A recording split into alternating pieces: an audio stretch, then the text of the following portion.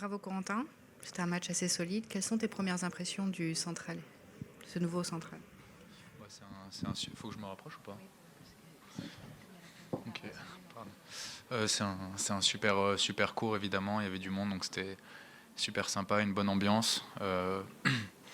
La surface était plutôt agréable et non, je suis content d'avoir joué un bon premier match comme ça ici, dans des conditions où j'avais pas pu m'entraîner avant, donc non, satisfait.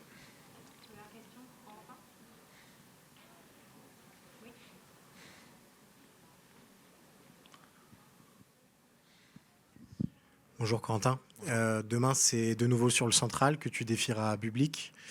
Qu'est-ce que ça t'inspire de le retrouver? On se souvient qu'il y a eu des précédents assez chauds, on va dire. Qu'est-ce que ce match-up t'inspire? Bah, c'est un très bon joueur, hein, il a eu des bons résultats cette année, donc spécialement sur dur intérieur. Ça va être un match compliqué tennistiquement. Après, moi, je vais me concentrer sur moi, sur ce que j'ai à faire, sur mon jeu. Et puis voilà, je vais le préparer comme les autres matchs. Bonjour Quentin. Opelka au premier tour, c'est pas évident. Toi, comment t'avais préparé ce match? Et là, on a vu que le premier set, c'était pas évident. Toi, comment t'as géré tout ça? Moi, je savais pareil que c'est un adversaire compliqué, spécialement sur dur intérieur. Il a un très gros service évidemment, mais aussi du fond du court, il est assez agressif. Du coup, c'était un peu dommage de mal démarrer le match comme ça. C'est dans le break d'entrée, mais et voilà, je savais enfin, un match c'est long. Donc dans la durée, si je faisais bien les choses, j'allais pouvoir me créer des occasions et qu'il fallait être présent et prêt pour les saisir. Donc voilà, évidemment, c'est toujours frustrant de jouer ce genre de joueur parce que il n'y a pas beaucoup d'occasions et le peu d'occasions qu'on a, il faut absolument les faire, sinon bah, ça tourne pas en ma faveur. Mais non, je suis content, j'ai bien géré mon match, même si j'ai mal commencé, j'ai mieux fini que commencé, c'est toujours l'objectif, donc plutôt satisfait.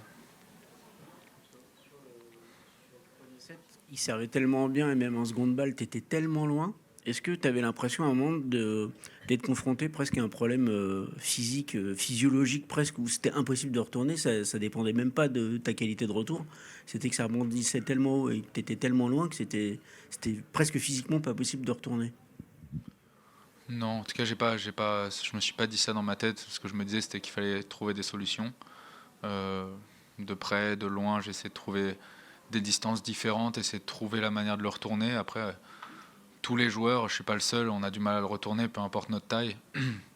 Donc voilà, c'est vraiment sa qualité première, son service.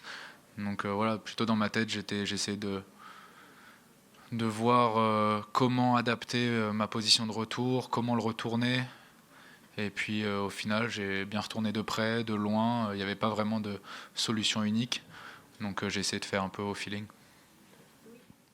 Toi qui as déjà joué à Almaty, à Vienne en dur indoor, qu'est-ce que tu penses de la vitesse du cours? Beaucoup de personnes disent qu'il est beaucoup plus lent que d'habitude. Toi, c'est quoi ton avis là-dessus? Beaucoup plus lent, je sais pas. C'est vrai que à l'ancien site, c'était assez rapide. C'était réputé pour être rapide. Là, le cours, il est grand, donc il y a beaucoup d'espace aussi. Euh, c'est des conditions différentes chaque semaine. À Vienne, c'était pas plus rapide que ça.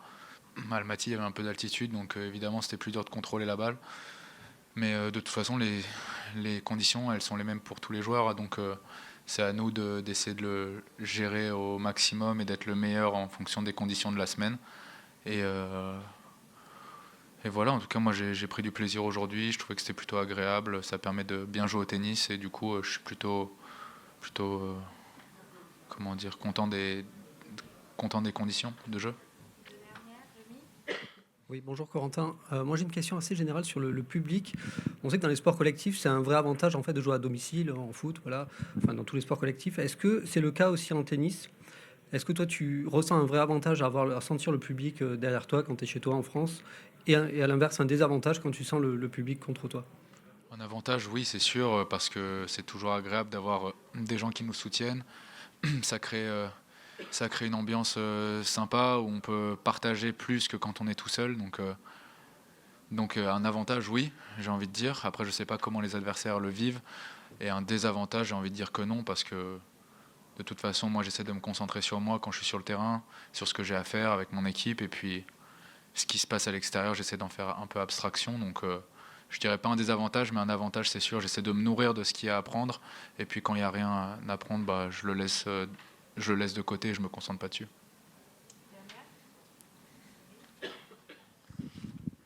Ton tournoi n'est pas fini, loin de là, mais aujourd'hui, tu es projeté top 30, 30e mondial. Qu'est-ce que ça représente pour toi? Est-ce que c'est un nouveau cap? Est-ce que, voilà, comment tu te situais il y a quelques mois ou quelques années par rapport à ce cap-là? Voilà, qu'est-ce que ça représente?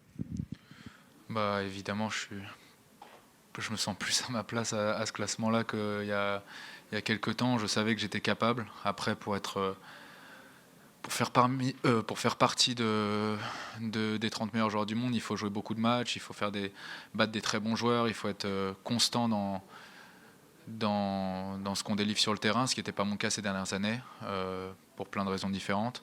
Mais donc voilà, je savais que j'étais capable, mais pour ça, il fallait que je progresse dans certains domaines, et on a beaucoup travaillé dessus, donc je suis fier qu'on ait réussi à le faire, qu'on ait eu le courage de le faire aussi.